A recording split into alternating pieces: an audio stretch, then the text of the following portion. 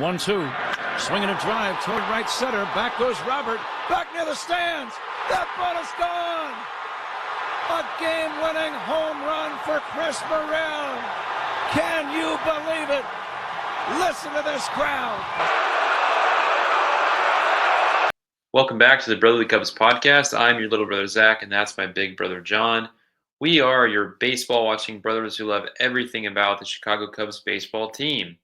If you enjoy the Cubs, hit the subscribe button, turn on the notifications, and give us a holler every week as we dive into the most lovable team in all of MLB.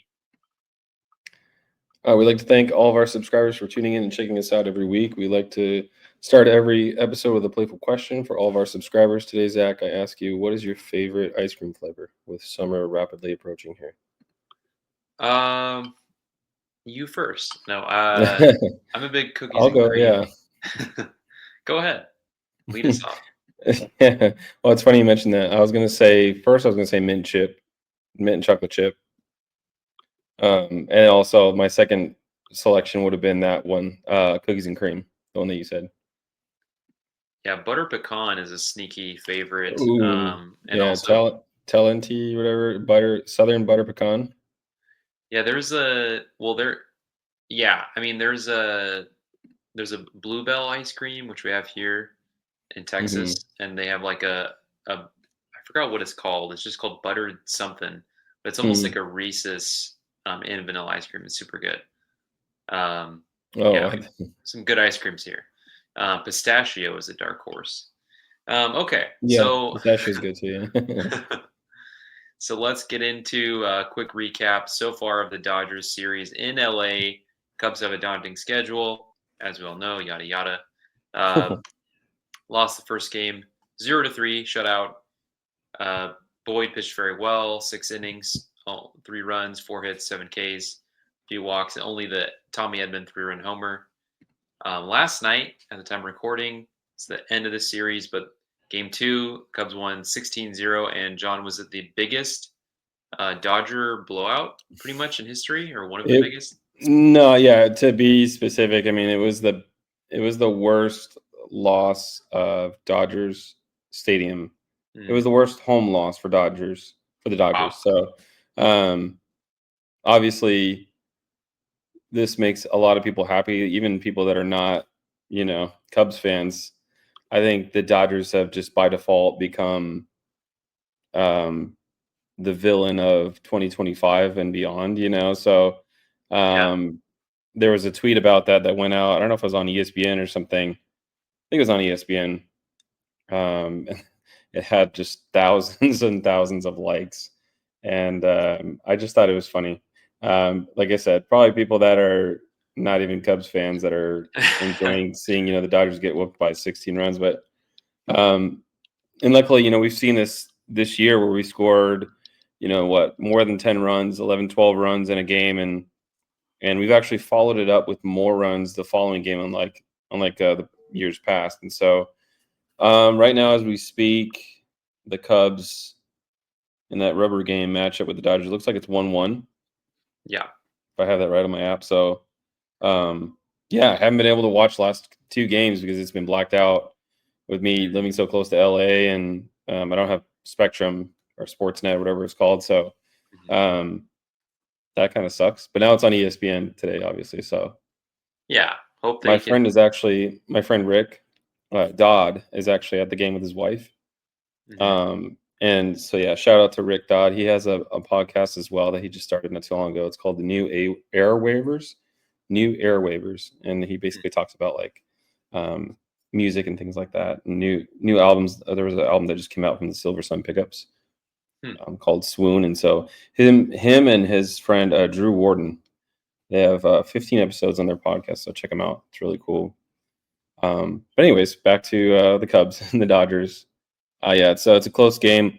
I mean, if we take that series, I'd be surprised. I'd be really obviously ecstatic. We did pretty well against the Dodgers last year. Right. I remember we had I think we won. I want to say we won both of the series. Yeah, we did. They did well. They did poorly against the NL Central last year, which is just head scratching. Yeah. Weird team last year. Yeah. So, I mean, yeah, what were you going to say? No, go ahead.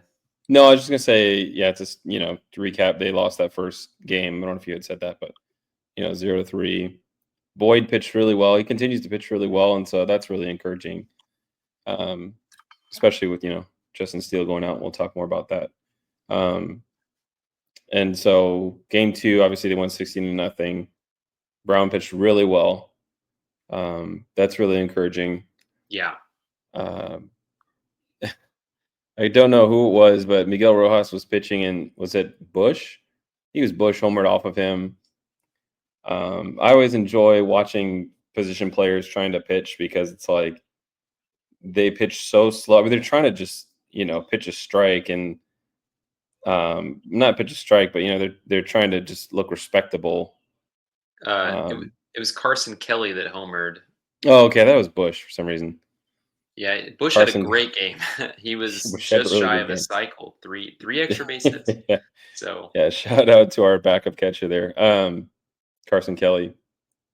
Yeah. Yeah. So, and if you look at, I think his OPS, he's like near the top of in the major leagues for OPS. Yeah, incredible. For like 34 games or something like that. It's a crazy tweet that nuts. I saw, but it's good. I'll enjoy it. Hopefully, it carries into at least the first part of summer, but we'll see.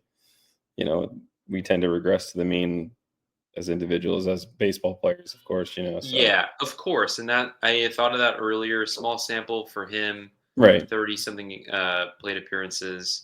But he's got to come back down to earth a little bit. And if he didn't, he'd be getting paid like crazy money.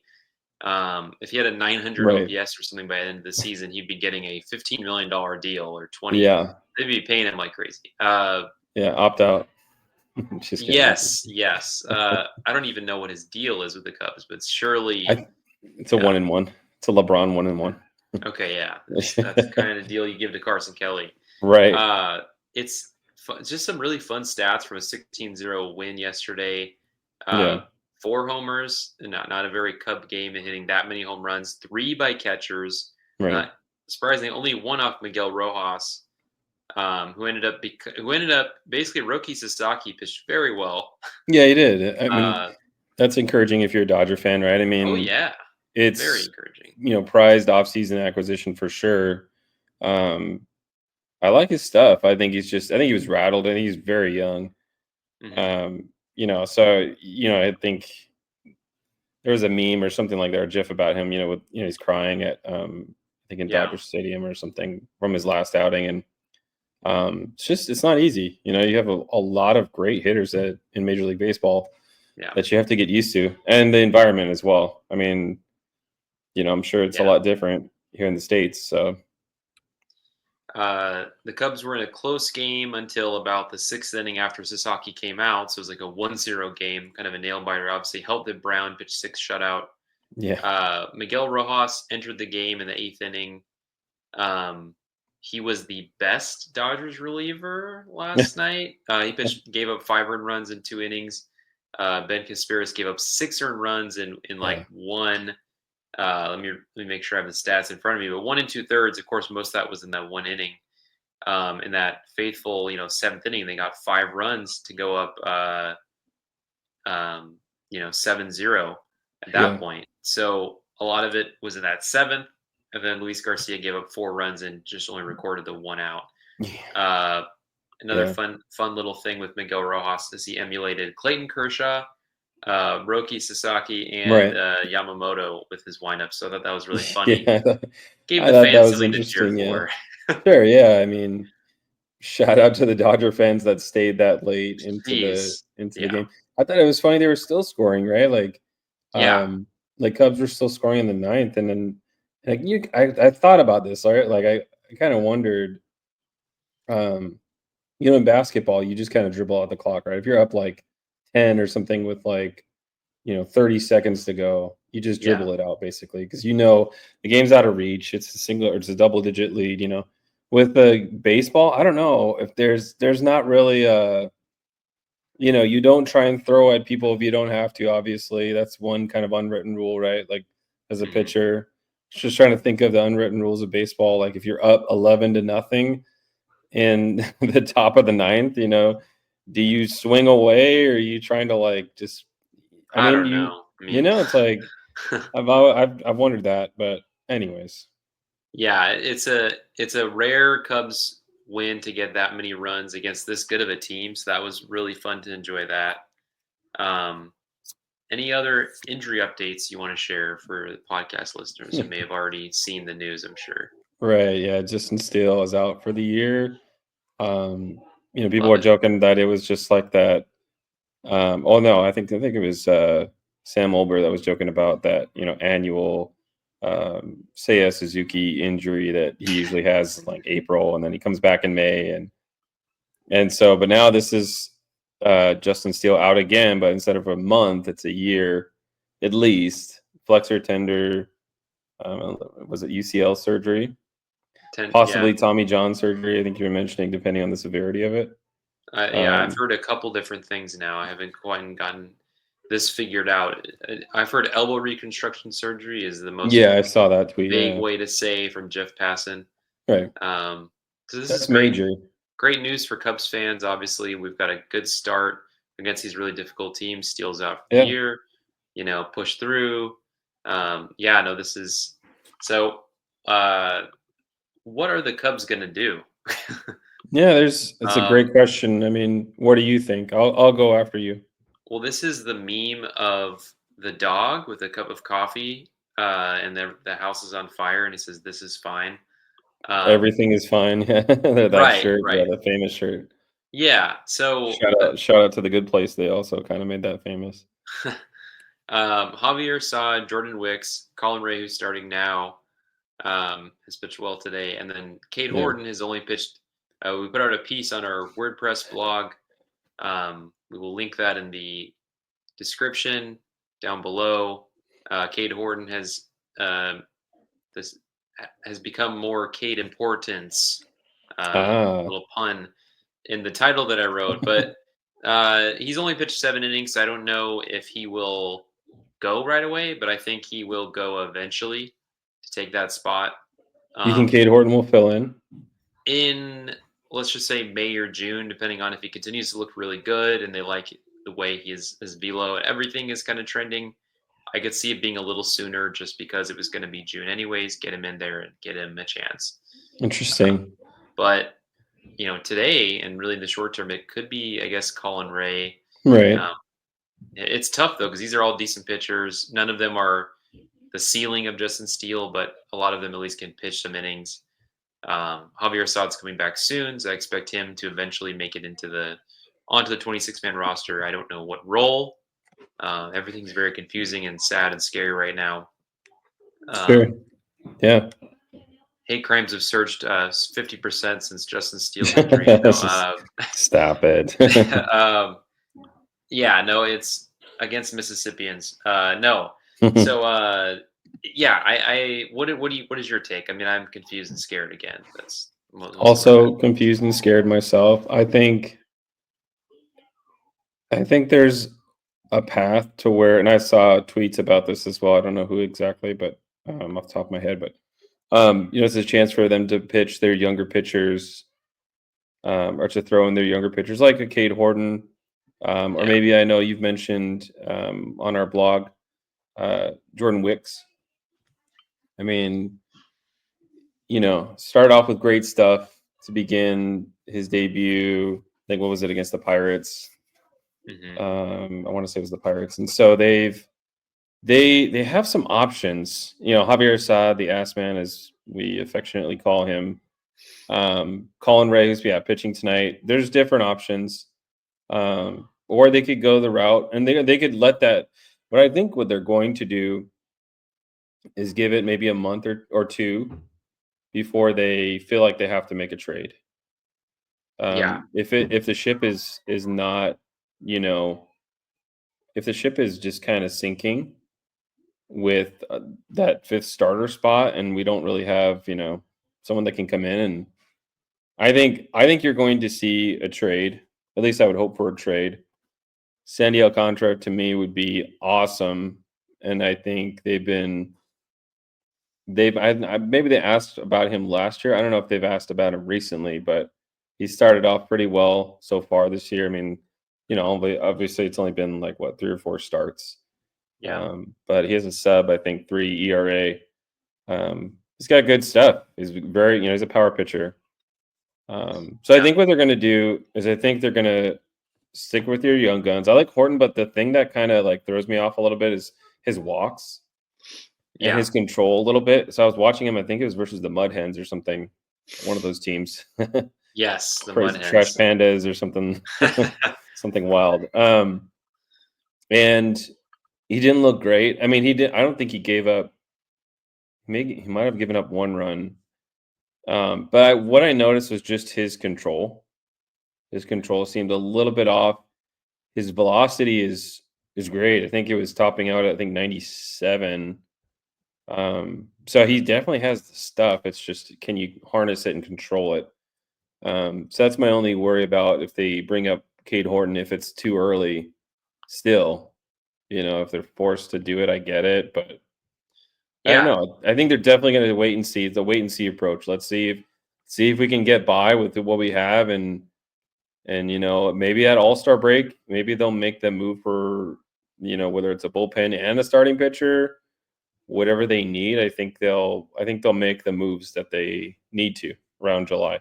All-Star break. So yeah, certainly if they're competing and they feel that a starter would get them to the next level, then that does make sense. Depending on if a guy like Pablo Lopez is also available for the Twins, that could give you a solid, at least another top of the rotation guy without having to be a number 1. Right. If Imanaga is still pitching at Holding that his, level, right. Be interesting if they swapped out Kevin Alcantara, or Sandy Alcantara. Yeah. That could happen. Yeah, they have a plethora of outfielders. I mean, you got Owen Caissie that may come up soon for Seiya if Seiya's injury is really, if it's worse than we thought it was. But yeah, I mean, Pablo Lopez, just looking at his numbers, he has 1.62 ERA, his 14 Ks, 1.02 WHIP. Yeah, I mean that's great. He's legit. Either one would make me happy, and I do think if the Cubs were to make this trade, they're going to have to give up top 100 guys. It's going to have to be a serious trade. Have to part, kind of like the Kyle Tucker trade in essence, but I'm sure they'll look at years of control. They're going to look at they do have payroll flexibility, so that is one benefit to even though Steele has gone down. If they made a trade, they are among the most flexible of any team, aside from the top 2 or 3 pitchers. I guess Garrett Cole, right? He's out for the year, so a team like the Yankees is going to compete for Sandy Alcantara, but maybe that's where Pablo Lopez comes in and is a little bit easier candidate to trade for, not having to give up like all of your treasure chest of assets, maybe just 1 or 2. So he is injured too. I just saw that on his status. He was placed on the 15-day disabled list. Okay, well, hopefully, I mean, so like you mentioned earlier, the Cubs will not make a trade now, where they have the least leverage. They will either make a trade because they suck and trade off assets. That could include Kyle Tucker, or they could, if they survive, tread water. Then they'll wait, like you said, until closer to All-Star break, maybe earlier July, hopefully late June. But no deals will get done for at least 2 months. Yeah, I definitely think it's going to be a wait and see approach, and see if they can, find somebody to replace him in the meantime, and not give away the farm, if they don't have to. So yeah, and one thing that would make as we close out here today, one thing that would make it easier for the Cubs to facilitate a trade of one of their young outfielders is if they lock down their starting right fielder, Kyle Tucker. Right. Have you heard anything on Twitter/X about some Kyle Tucker extension rumors? The only thing I heard is, who was it by? Was it by Hector Gomez? That was a 10 to 11 year deal for what, 450 to 500 million. that was reported, I think a couple days ago. It's astonishing. I think for him, that'd be insane. That would be almost. I mean, that deal probably will be there anyways. There's really no rush for him to, come to an agreement right away when he can just at least see what's on the, the open market. I mean, then again, Vladimir Guerrero Jr., signed that huge deal. He could have waited too, right? Yeah, I think the Yankees Theoretically, are I mean, right. He could have waited. I know he has a little bit stronger ties to Toronto.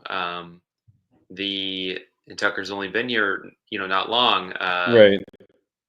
Possibly, I wonder if he'll wait until summer, if he signs an extension, just to make sure he loves Chicago. He and his family love Chicago, or if it's, like he said, there might be that deal that's rumored out there. Would the Yankees can match very easily. So Yeah, if he's going to sign an extension, it's going to be because he loves Chicago right. and also feels like he has a playoff chance. So if the Cubs, maybe if they trade for a starting pitcher, maybe it's because they think we can extend Tucker, and that will help get him extended, right? Make him comfortable, Yeah, know that they're going to keep winning.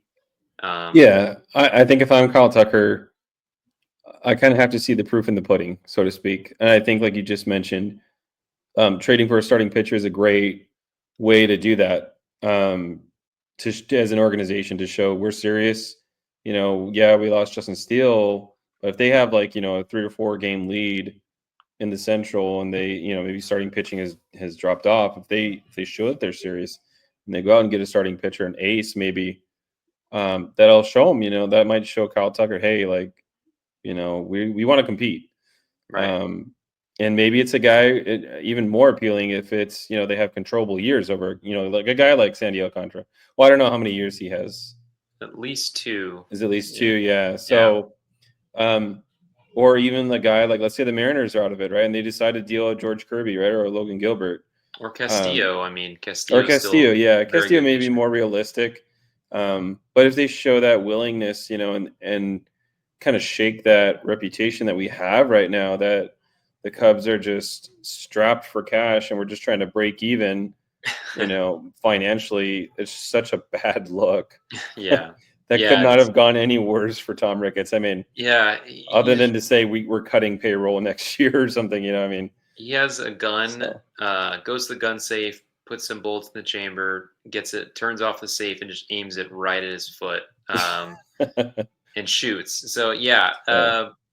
this you're right. This would change the narrative for him as an owner, and I think Jeff Passan actually mentioned that. So it's intriguing that Jeff Passan mentioned that, because that could be a motivating factor, is to redeem himself, his reputation as an owner, because it's really gone down since the last 5 years, right? 5, 6, Yeah. 7 years. Yeah. The club has gotten worse and not made the playoffs in a full Yeah. season in like 7 years. So yeah, they need to start making some big moves, especially because it's Jed Ware's last year under contract. Any other closing thoughts here today? No, I think that's it. Basically, I mean, maybe we could mention just, Owen Caissie. I talked a little bit about that earlier, but that's the last bit of news that I just, something to keep an eye out for, is, we need to monitor that Seiya Suzuki injury, and that may be a blessing in disguise.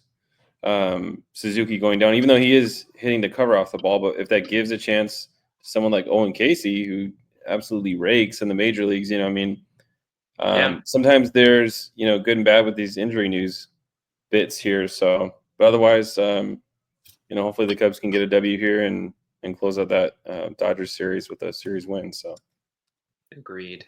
yeah. Well, that's all the time we have today here on the Brotherly Cubs podcast. Thanks for joining us. And please hit that subscribe button, turn on the notifications, join the conversation with us on Twitter at Brotherly Cubs or Spotify and Apple Podcasts. I'm your big brother, John, and for my little brother, Zach, we will see you next time. Catch you later. Peace. Peace. Listen to this crowd.